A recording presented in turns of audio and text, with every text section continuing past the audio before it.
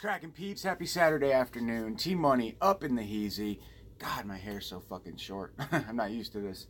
But, wow, it's looking like I've only got 11 minutes to talk to you guys because my phone is so full and I haven't cleared the battery in a while, or I mean the memory in a while. So I got to clear out some pictures and videos and shit like that when I'm done so I have more time next time.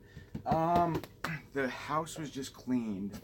So, of course, everything is like MIA and out of place. Just looking for my razor blade. I know I should have prepared for this before the video, but I think it might be in this box. So yeah, hope everybody's having a good weekend so far. Happy Saturday. Yep, got one. Cool, awesome. So yeah, just a couple things I have to share with you guys that I'm stoked about. Package from Grindhouse Video Tampa came in the mail today. And then, of course, this beautiful, oh man, long-awaited, highly anticipated release of Elvira, Mistress of the Dark. Now, I do have a few copies of this edition in various different forms. Oh, disaster. So yesterday, I was at work and this woman came. She comes to clean or whatever, and she was cleaning, and we have like this real makeshift stand that our TV's on because the legs just never, I don't know. We bought it used and there wasn't legs. So, long story short, this makeshift stand she was dusting or whatever and the TV fell. It's like a really, really nice fucking 40-inch or whatever plasma TV, or not plasma, but whatever you call it. Just a really fucking nice TV. Destroyed. So now I'm staring at a cracked screen. That's why I'm just... I should have removed it before because it just sucks that happened, but what are you gonna do? So anyways, side tangent. Yes, this Elvira, Mistress of the Dark. I do have a few releases of this movie. There's like a tin box that came out semi-recently, not long ago, and then a little crease on the back here. I'm getting distracted by shitty things. Sorry. And then there was a media book that somebody put out recently as well. So yeah, big fan of this film, Elvira, kind of. I mean, she was fun. She was great in her prime. And so yeah, Arrow Video doing the Mistress of the Dark the justice that it deserves. Again, it did have some other nice releases also, but newly commissioned cover artwork, nice slip cover obviously, and then you've got the classic artwork which is seen on the media book I think that I have, and also the tin box that they put out recently, so that's cool. It's just a 1-disc set and it is region B. There might be a region US release of this, I'm not sure yet, and if there isn't now, there will be soon. Of course, you do get a booklet as well. The Forbidden Photos of a Lady Under Suspicion. That's awesome that this happens to be in here. I'll tell you guys why in a sec, but there's a booklet right there. Super rad. Rad artwork too, whoever did the new cover artwork and then the booklet design. Super cool. I don't need to go into details on this one. I think it's probably my favorite Elvira film. But yeah. And it's, let's see, I'm just looking at the special features. Of course, brand new restoration of the film in 4K. Optional English subtitles introducing to the film by director James Signorelli. 2017 audio commentary with the director. And also Fangoria editor Tony Timpone. 17 audio commentary with Patterson Lundquist, who I guess runs the webmaster for Elvira, mistressofthedark.com, and judge of the US TV show The Search for the Next Elvira. I never saw that, so. Archival interviews.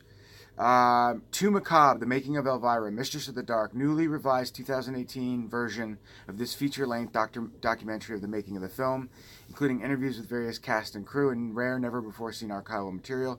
A Recipe for Terror, the creation of the Pop Monster, newly revised 2018 version of this featurette on the concept and design of the Pop Monster, as well as the film's other special effects. Yeah, so it doesn't look like there's anything new in terms of features featuring Elvira, which is too bad. I could be wrong. Those revised featurettes could have some stuff. I'm not sure. I haven't watched it yet, but Yeah, so Elvira's big screen debut, and again, it happens to be I don't know, it's probably the most classic, in my opinion, Elvira film.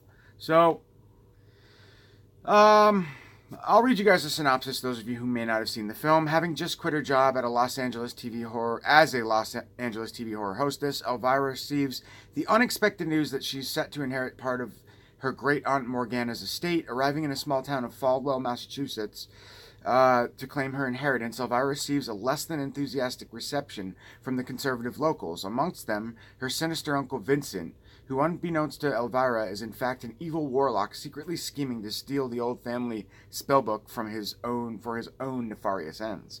Campy, quirky, and stuffed to the brim with more double entendres than your average carry-on movie, 1988's Elvira, Mistress of the Dark, helped solidify the horror hostess known as Cassandra Peterson, obviously, as a major pop culture icon, here owning every inch of the screen with her quick wit, sass, and of course, cleaving enhancing groan. So yes, she does have quite the pair. So yeah, fun. It's been a while since I've seen this. I used to always watch this around Halloween time, with the fam, as we waited for trick-or-treaters and ate pizza, that sort of deal. So awesome. Stoked to have this. Really nice edition. That's Region B locked. Like I said, I'm not sure if there's a universal release, but if there isn't, I'm sure there will be one soon. All right, so let's get into this one from Grindhouse Video Tampa.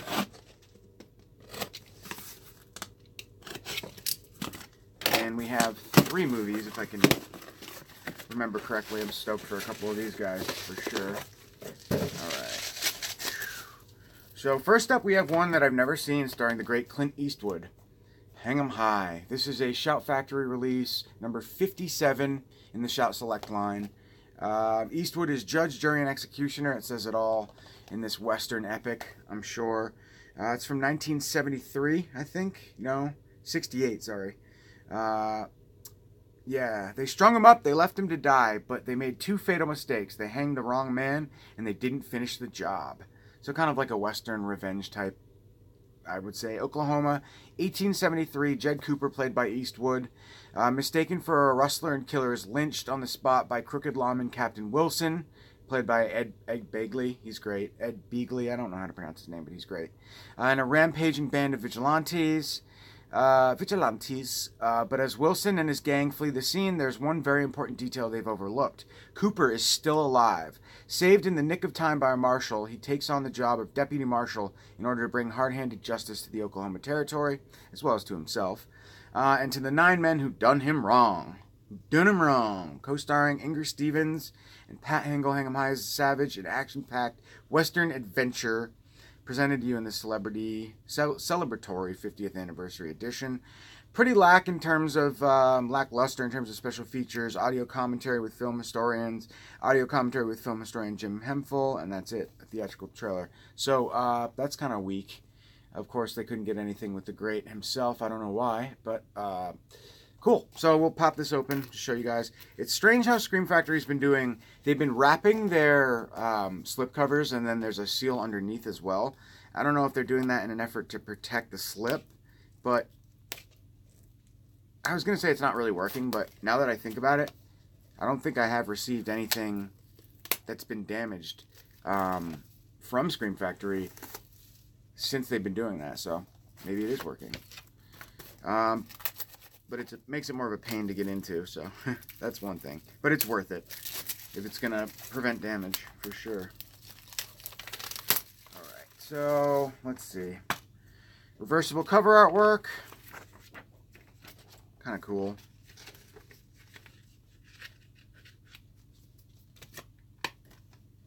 Just all the nooses. Cool.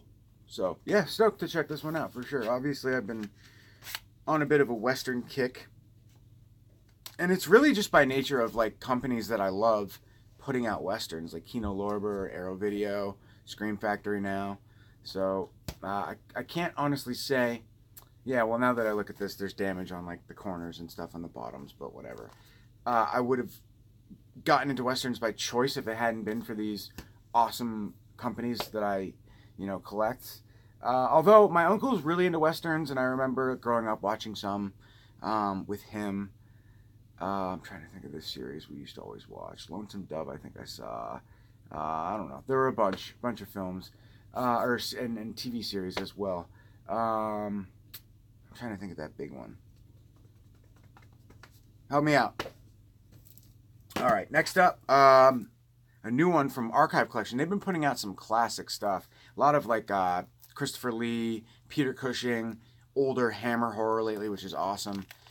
With the 74 Dracula AD or whatever, 1970 AD. And then there's a couple others that they put out recently as well. Return of Dracula. Dracula was Olive Films. They put out a bunch though recently, which is awesome. Horror of Dracula. I don't think, now that I'm looking at this, I feel like I may have already picked this up. Did I show this off in a recent update? God, I hope not. Christopher Lee and Peter Cushing, Britain's premier masters of the macabre, bring the horror of Dracula to vivid, full-color death in this retelling of Bram Stoker's spellbinding vampire tale. Dracula, a centuries-old Transylvanian, of course, revised role, or not revised, what do you call it? Christopher Lee revisiting the role.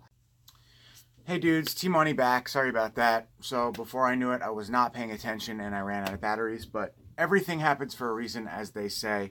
I left off showing you guys this latest release from Warner Archive Collection. And yeah, awesome. You know, it's I love Christopher Lee in the role of Dracula, obviously, and this is just another epic adventure where we have you know, Christopher Lee facing off with the great Peter Cushing, who always plays Van Helsing, revisiting, basically reprising their roles as Dracula versus Van Helsing in another epic Dracula adventure. Transylvanian adventure, rather. But yeah, this one is from 57. No. Yes. Wow. So it's an older one. I did whip out the other two just to show you guys, because Warner Archive Collection has been putting out a lot of Christopher Lee, Peter Cushing Dracula films recently. Here's another one, Satanic Raids. This one came much later, 1973. And then, of course, 72 AD. So I feel like there were more in between. There's a big gap between 50s and 70s here. So we'll have to see what the 60s brought. I'm not sure offhand, but I love Christopher Lee. I love Peter Cushing. I love Dracula films. So yeah, stoked on this one. Awesome. Again, Warner Archive Collection putting out amazing stuff recently. So, all right, guys, and the last movie I have for this update is from Arrow Video, and this is a giallo film I've never seen before.